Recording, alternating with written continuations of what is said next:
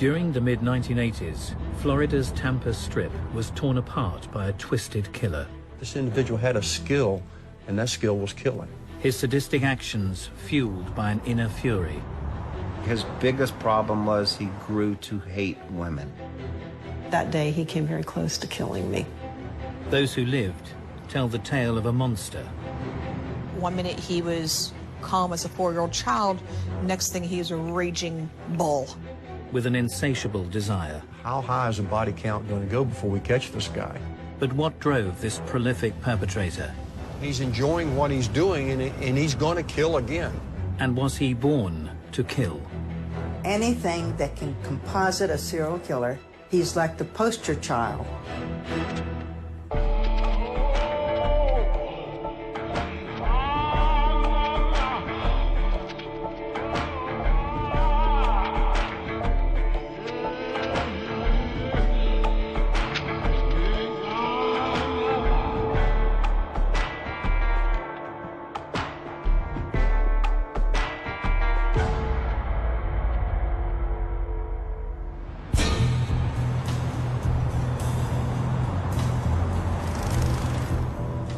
Although Florida is famously known as the Sunshine State, in 1984, the city of Tampa had a reputation for coming alive after dark. In the mid-1980s, it was kind of a raucous area of downtown called the Strip. There's a lot of bars, a lot of strip bars, a lot of prostitution on the streets, drug sales, people coming and going. Operating in the area was a vicious killer who had left behind him a trail of bodies, each crime scene revealing the ferocity of his violence. It was a tense, nervous situation at the time when you have somebody like that, roaming the streets.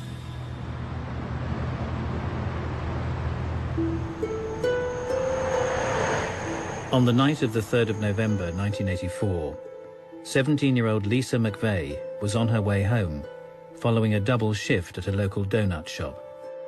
I always took the same route on the way home. It was always dark, but it just seemed darker that night than usual. So I'm pedaling my bicycle on the sidewalk, but a car went by and blew the horn.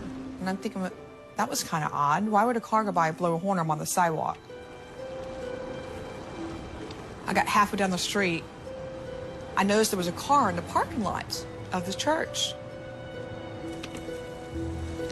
And I looked back to the church again, and next thing I know, I was just yanked off my bicycle. It felt like 3 or 4 guys just jerked me off my bike to no end. And then I felt the cold steel barrel of a gun in my left temple. He dragged me across the street. I couldn't see his face, but he got me to the car, same car I had seen in the parking lot. He threw me into the driver's side. I remember seeing white bucket seats. I remember seeing red carpet. I remember seeing a huge knife sitting in the middle of the seats. He blindfolded me, bound my hands, my wrists, and my feet. He also took my seat and reclined it back. Shortly after that, he drives off. About 20 minutes, maybe 25 minutes. He got off the interstate, drove for a short distance, and I was able to see beneath my blindfold. It's dark outside, but I could still see tops of trees because I was reclining back in the seat. I'm like, this is it. He's gonna kill me here. Lisa's abduction would eventually be the turning point in the hunt for the depraved killer. The story began 8 months earlier, a short distance away, southeast of Tampa. Detective Gary Terry was called to a crime scene of appalling brutality. 2 young boys had been playing off East Bay Road, and they had discovered a body, and they went to their parents, and the parents went, saw the body, and then they called the office.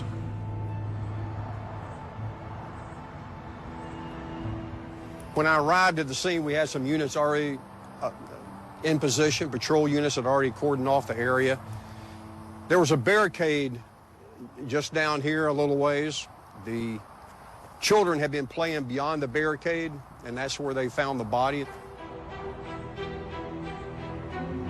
She was lying on her stomach with her head facing in the southwest direction. Her legs were spread. We measured from one heel to the other, and that distance was approximately 5 foot 1 inches in width. She had her hands bound behind her back. There was a ligature about her neck. It wasn't until we cut the ligature off at the medical examiner's office that you could actually see a lead like or leash-like effect from the ligature. The cause of death of this particular victim was asphyxiation or strangulation. As investigators examined the shocking scene, they would unearth a distinctive piece of evidence. We recovered tire impressions, and then, of course, the crucial evidence is that we found the red trilobal nylon fiber. They could not say where it came from, the source of it. And, of course, this day and time, you think DNA. Well, in 1984, there was no DNA. The body was eventually identified as that of Lana Long, a dancer who worked on Tampa's infamous strip. In the mid-'80s, we had very rarely had homicide victims bound. So that really caused, a red flag to alert us that, we had a problem on our hands. As investigators began to work the case, few would have guessed that the man they were searching for would soon become one of the most notorious killers in American history. In May 1984, exotic dancer Lana Long had been brutally raped and sadistically strangled before being dumped in a rural area near Tampa, Florida. Despite a lack of witnesses, the perpetrator had left some clues at the scene, including a distinctive red fiber. When Gary Terry received a call about the discovery of a second body, he quickly began to fear the worst.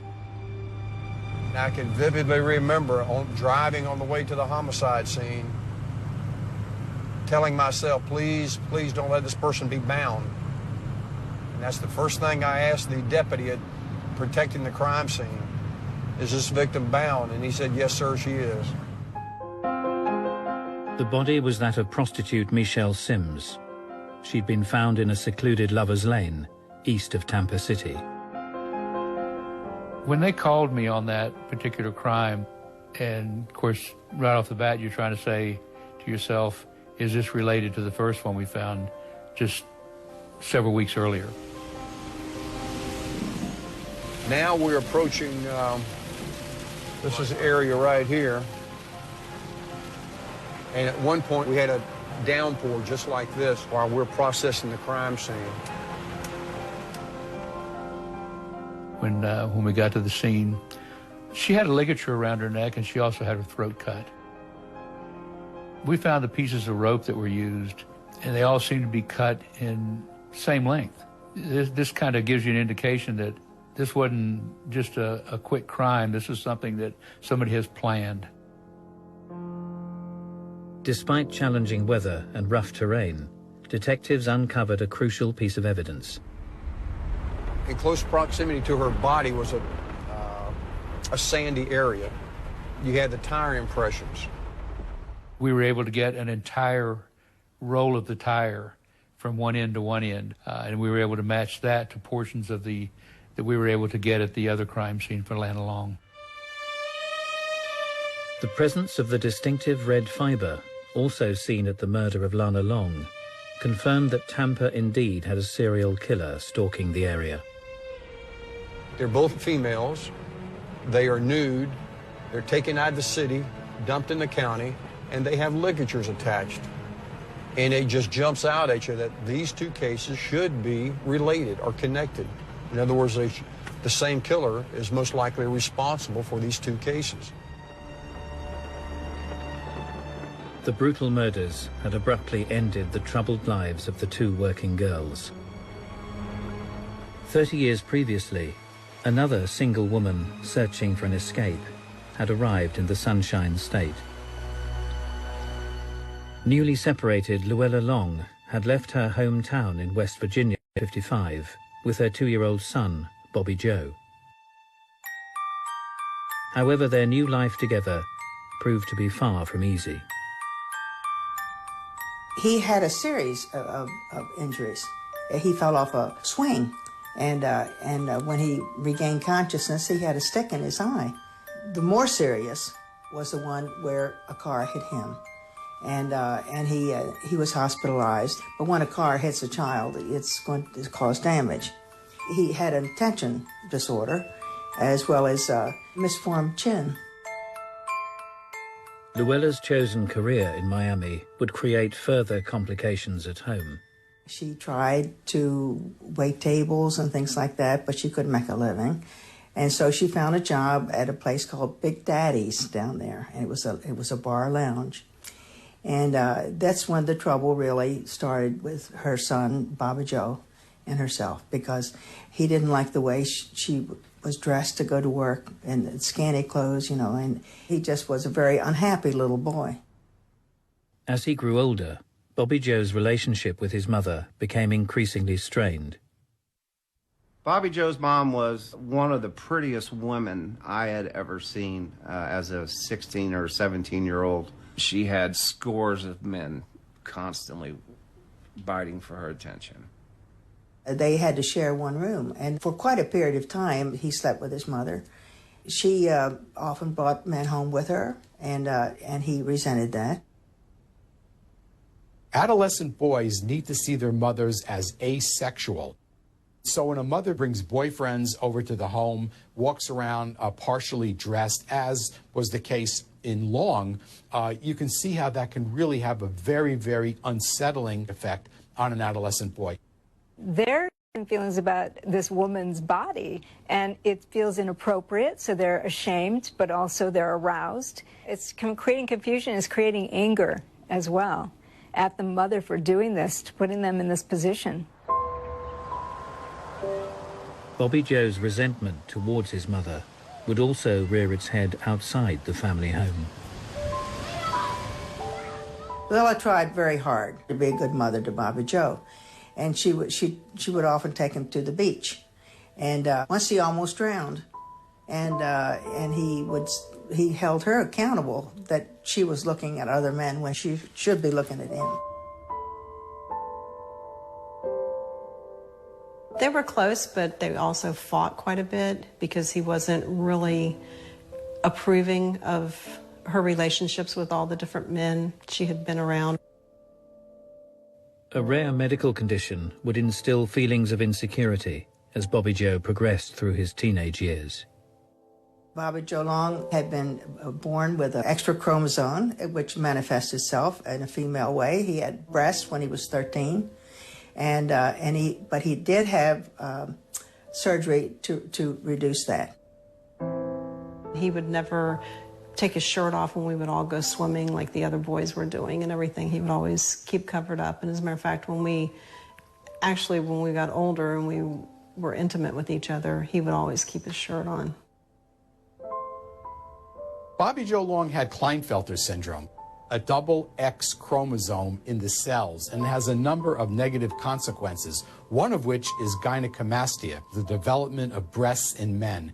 And you can see how a child or an adolescent would be brutally teased, for a boy developing breasts.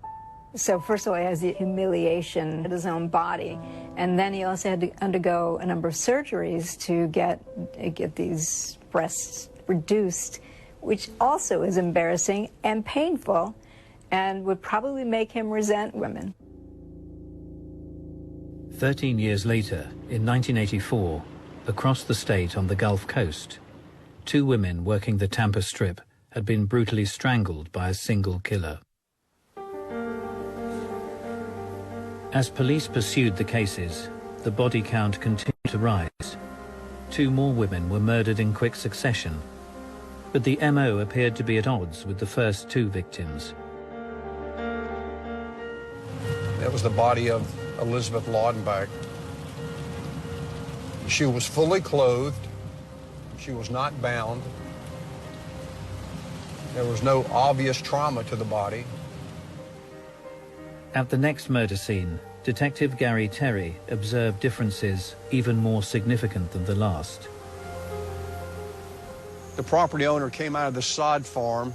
On this particular evening, after dark, he locked the gate and then walked over to the barbed wire fence here. And it was at this location that he actually discovered Chanel's body. It was lying underneath the fence. While there were some similarities, the biggest difference was the fact that this victim was black, not white like our previous victims. And another big difference was the fact that she had suffered a gunshot wound to the back of the neck. Despite these discrepancies, Chanel Williams had been a prostitute working the Tampa Strip. Forensic examination of both crime scenes would irrefutably link all the murders to just one killer. The evidence was sent to the FBI laboratory, and sure enough, it came back red trilobal nylon carpet fiber. So actually, this was our fourth homicide victim and the fourth case in the series involving the same suspect. While they continued their search for a suspect, investigators would learn that the perpetrator's desire for death and destruction was becoming insatiable. At one point in the investigation, we were finding a body about every 2 weeks. The time spans are so short between them that you just, every time the phone rings, you just kind of cringe because you know it's going to be a call to respond to another scene. The fear was thickening. The police were baffled, and the bodies kept turning up. He's maturing, he's progressing, and he's enjoying what he's doing, and he's going to kill again.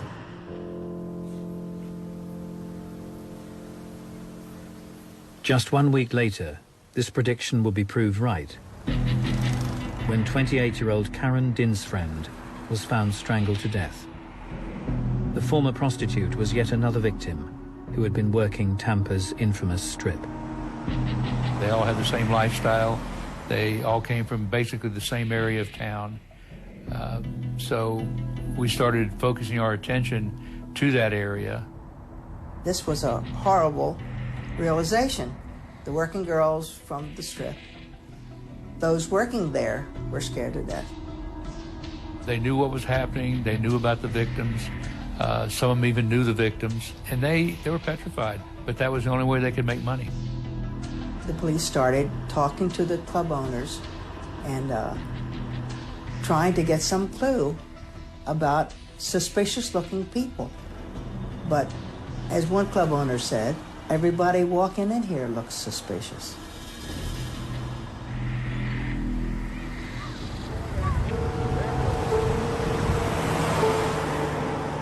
Despite a heightened state of alert, the day of Halloween would bring another gruesome discovery to the east of the city. We respond to the scene and we find the mummified remains of a female victim lying in the ditch. The body would later be identified as that of Kimberly Hobbs. The 22-year-old prostitute had been viciously strangled, and once again, the twisted killer had unwittingly deposited the mysterious red fibers at the scene.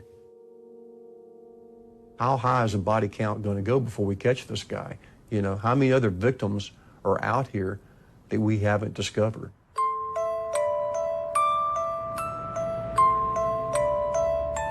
"11 years before the carnage began, over 270 miles away in the city of Hialeah, troubled teenager Bobby Joe Long had made a positive impression with one of his contemporaries. There was a park that a lot of the kids used to play at, and we would go there after school and play football with the boys. And he came one day, and that's when I met him. He was very nice, a very funny personality, and a lot of fun to be around, and we just hit it off right away. He wasn't anything out of the ordinary. He was just an average kid. It was a little bit of a wise ass. As Bobby's attitude deteriorated, his school life would start to suffer. He was a poor sport, didn't like to lose. He did manage to skip school as much as he could possibly get away with. And I don't believe he even graduated high school. He was not accepted at school. It was his manner more than anything else. Mostly he was scrappy. Mostly he was brash. He was not refined in any way.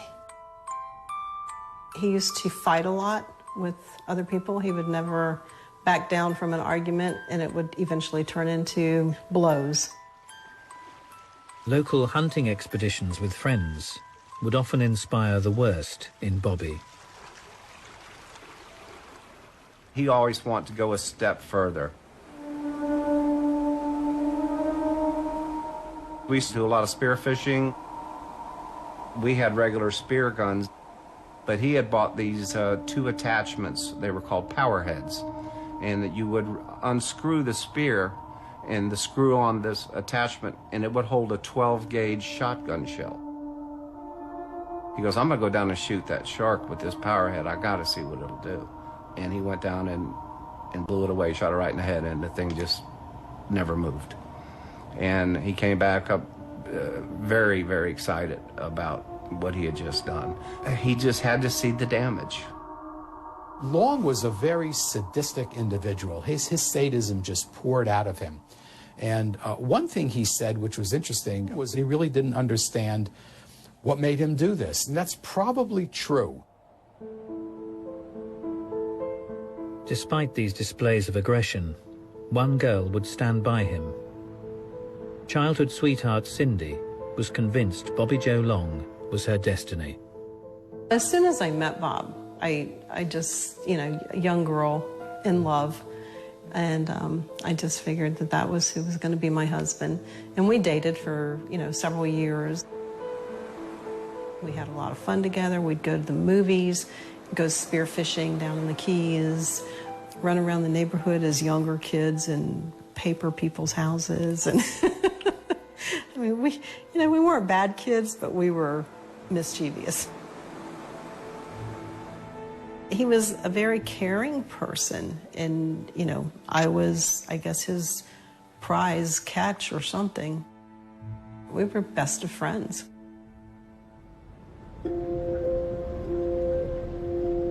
Over a decade later, across Florida, Tampa Bay remained in the grip of a killer. Having gruesomely murdered 6 innocent women, the twisted perpetrator was about to come face to face with 17-year-old Lisa McVeigh. During 1984, Tampa Bay, Florida, was plagued by a sadistic serial killer. Just 4 days after the discovery of his 6th victim, Kimberly Hobbs, the perpetrator would act again. Lisa McVeigh recalls the terrifying night she was grabbed from her bicycle and bundled into a car. During the ordeal that followed, she was blindfolded and led to a murderer's apartment. I was thinking to myself, I need to get some type of information on him. Who is this guy? What's he look like? And if I can't see him through my eyes, I'm going to see him through my hands. We're in some type of apartment. It's fresh new paint. It smells very new. He directs me to the bathroom, orders me to take my clothes off, and we step into the shower. Despite being subjected to repeated abuse, Lisa learned to placate the man, whose anger was fierce and unpredictable. His demeanor was very aggressive. I did what he told me to do. I was afraid if I didn't, he would kill me. Then he got in the shower, and it was like night and day. It was like a fantasy for him. It was like he started bathing me, started washing my hair, and he was trying to touch me gentle. He would hold me for a second and all of a sudden become this aggressive monster again. One minute he was calm as a 4-year-old child, next thing he was a raging bull. I remember that we had a conversation, and at one point, he was doing this to me. He said he was doing this to me because he was getting back at women in general for a really bad breakup with another girl. And then right after that, he puts my hand. Again, he starts to soften up, like he's trying to live a fantasy of a boyfriend and girlfriend relationship. He guides my hands over his face. Now I'm seeing what he looks like. He's got pockmarked face, a small clean-cut mustache, small ears, small nose, thick eyebrows, short hair. It was like I just saw him through my hands.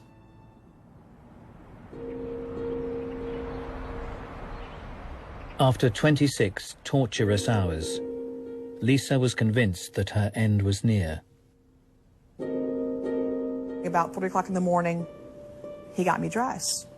And he asked me, what am I supposed to do with you?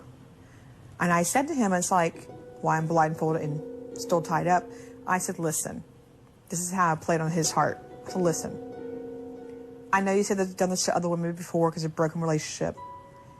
It's unfortunate how we met. You seem like a nice guy. I can take care of you. I'll be your girlfriend. And I won't tell anybody how we met. And that guy, I'm thinking, no, I can't keep you. Where do you live? Door of, I will go ahead and drop you off in the area you live in. Upon her release, Lisa was able to recount her ordeal to investigators. However, as her case was centered around abduction, it was not initially linked to the serial killer operating in the area.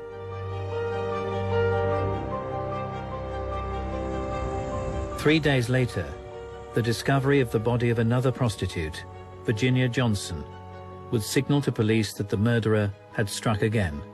After discovering victim number 7, we were definitely in uncharted waters. And we're coming up with nothing. We're hitting a dead end every lead we're getting. The perpetrator was killing with reckless abandon. The individual was not covering his bodies up. He was not digging a grave and putting him in a hole. He would kill them, then he would just throw them away. He wanted them found, and he wanted whoever found them to be shocked, not just at the idea of a dead body, but the position, because it was a way to humiliate the victim, to put her in the most vulnerable, grotesque possible display, so that when people saw her, that's what they would think. When Gary Terry received a call on the 12th of November, he knew that it could only mean one thing: the killer had struck again.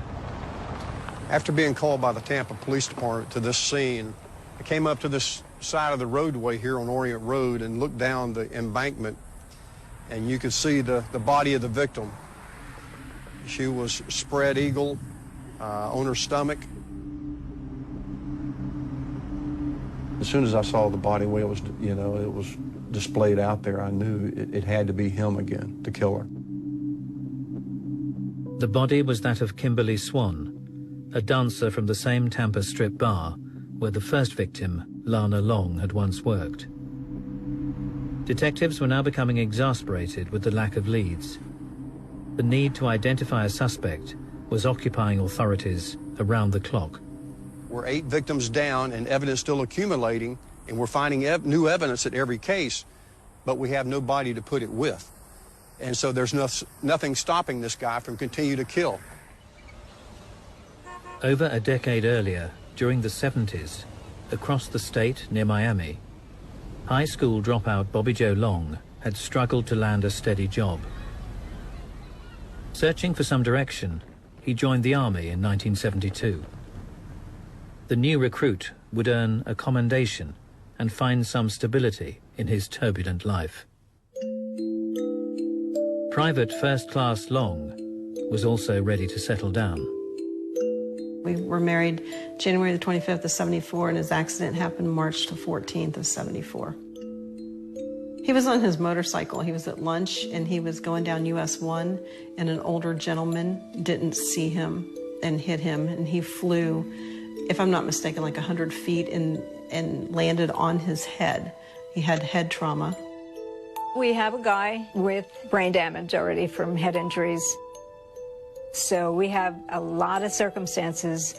They seem to collude together to turn him into an aggressive individual. Following the incident, Bobby also developed an uncontrollable urge. During this time, he had a complete sexual change in appetite. When his wife came to see him daily, in a cast, he demanded sex every day. His sexual appetite seemed to have no bounds, and the nurses there said that he masturbated, many times a day, and he was just wild. In the wake of the accident, Cindy remembers her husband as a changed man. It was pretty much right away. It started becoming physical with me.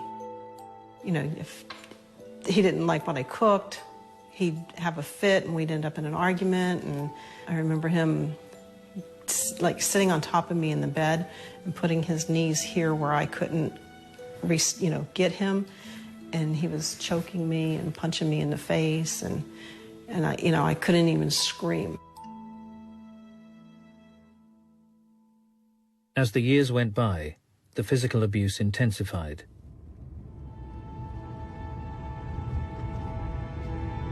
Cindy would eventually be hospitalized after a particularly brutal beating.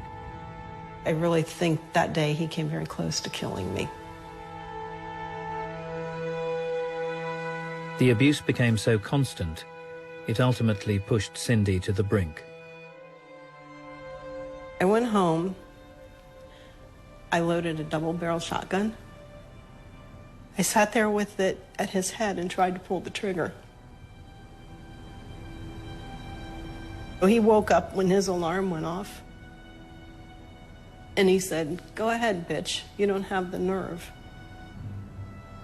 But I couldn't do it because my babies were in the rooms next to me. And I didn't want to be without my children.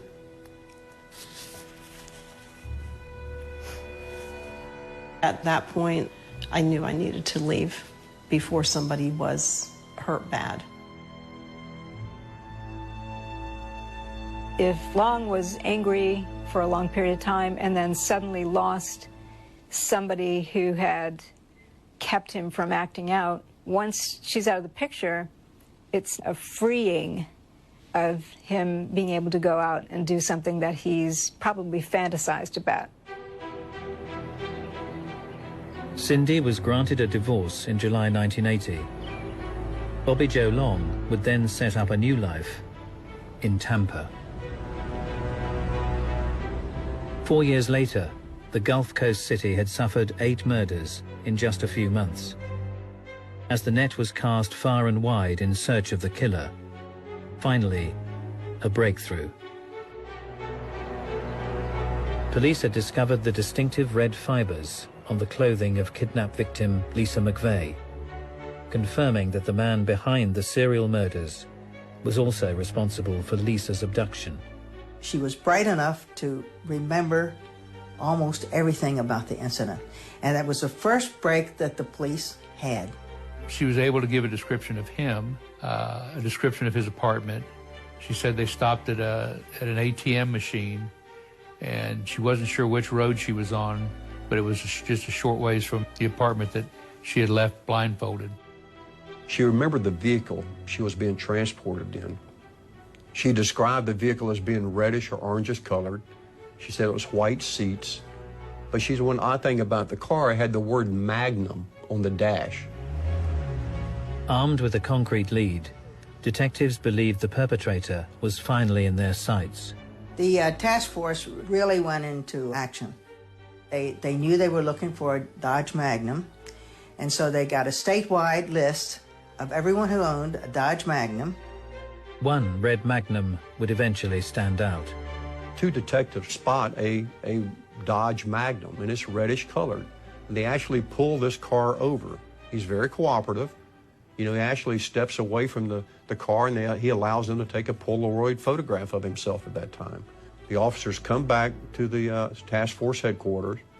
Detectives meet with Lisa, show her the photo array, and she picks him out and says, "That's the guy that kidnapped me. That's the guy that raped me." His name was Bobby Joe Long. A surveillance team was assembled to monitor his every move. Surveillance team followed Bobby Joe Long to this location after he left his apartment, and he vacuumed out his car. And our first thoughts were, he knows he's about to get caught, and he's getting rid of evidence. When they follow him to a movie theater, and actually he goes in and watches Missing in Action with Chuck Norris. And all the time he's watching the movie, there's a ugly bearded guy behind him. There's one in front of him. There's 2 or 3 on each side. And while he's doing that, there's another surveillance team watching the car outside in the parking lot. And you still have that gnawing doubt in your gut. Is this really the guy you've been chasing for 8 months? And so I tell the undercover detectives that are outside watching his car, I said, listen, tell me what kind of tires are on the car. And they say, we have Goodyear Viva tire, and then we have this other oddball tire, it's called a Vogue. The distinctive tread matched the imprints discovered at the crime scenes. As soon as he said those words, there was no doubt in my mind that was our killer. With the suspect finally within reach, authorities knew there was no time to waste. Bobby Joe Long had to be stopped before he killed again. Following a series of connected murders, kidnapped survivor Lisa McVeigh had provided Tampa police with vital clues in their hunt for a serial killer. When the suspect's tire tread matched those discovered at the crime scenes, police were convinced they had finally found their man. Upon his arrest, Bobby Joe Long, the man who had killed without mercy, surrendered without a fight. When I saw his picture up on the TV screen that day, I was totally shocked that he could do that. I didn't think he would have that in him. We were all in total disbelief. I would have never believed it. Never in a million years.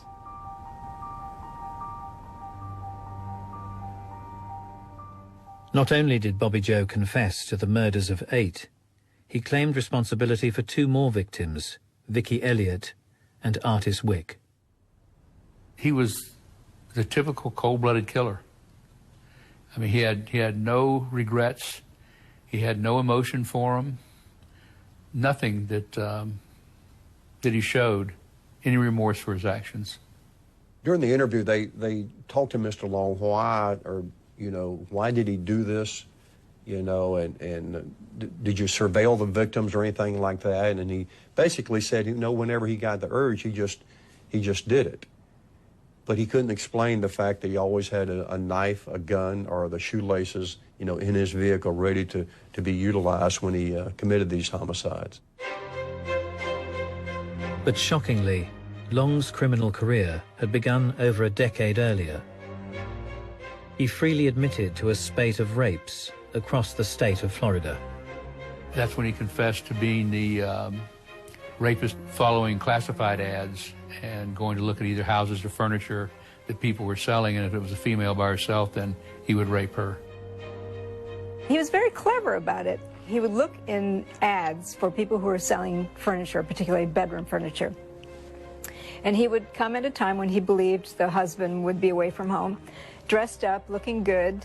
If a man answered, he'd go look and, nope, it's not what I want, so nothing lost. If a woman answered, she'd take him back to look at the furniture and he could subdue her and rape her.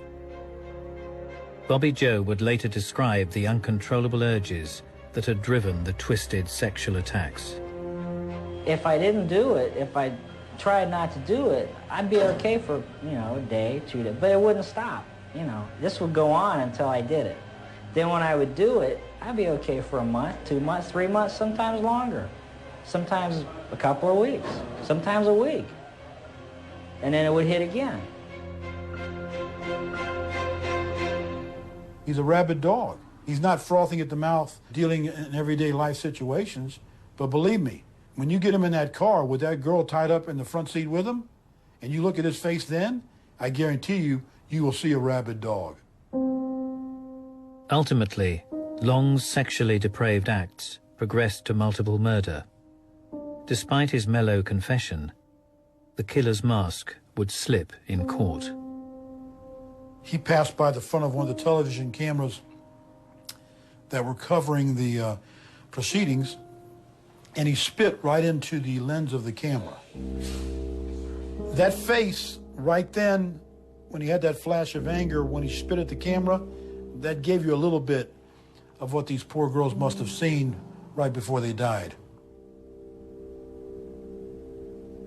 These perverse sexual fantasies in serial sexual murderers are not learned from magazines or watching sadistic movies and tapes and so on.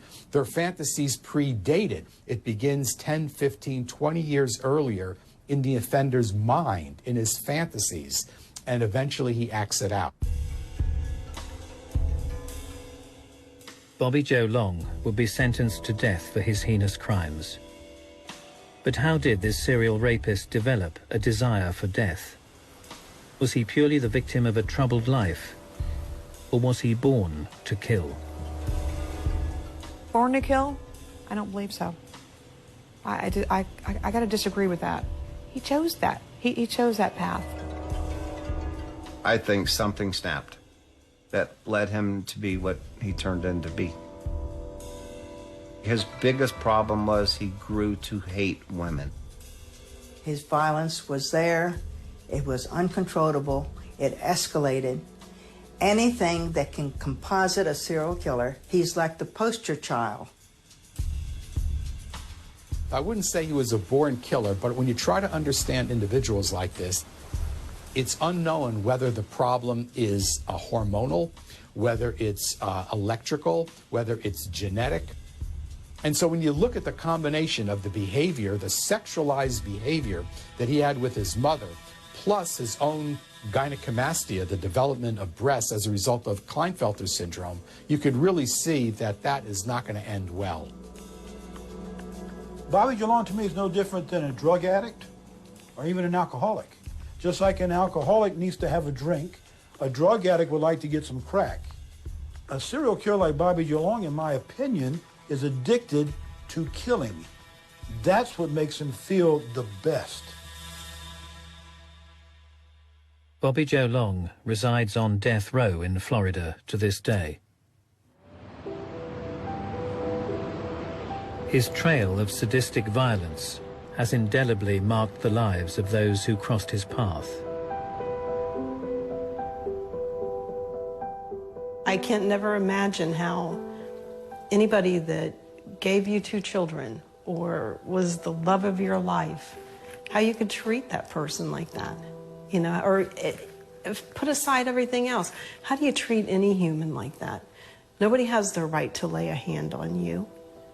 I don't think I'll ever be over it, to be honest with you. But for survivor Lisa McVeigh, the experience has inspired a brave new chapter in her life. I wasn't going to allow anybody to hurt me again. And the only way I knew how to do that was to get into law enforcement. Serving and protecting, it's real. It's not on my watch, are you going to be hurt tonight? My empowerment comes from being so helpless and lost, that feeling I had when I was 17 years old. I'm not lost anymore. I'm on top of my mountain, and it feels pretty good.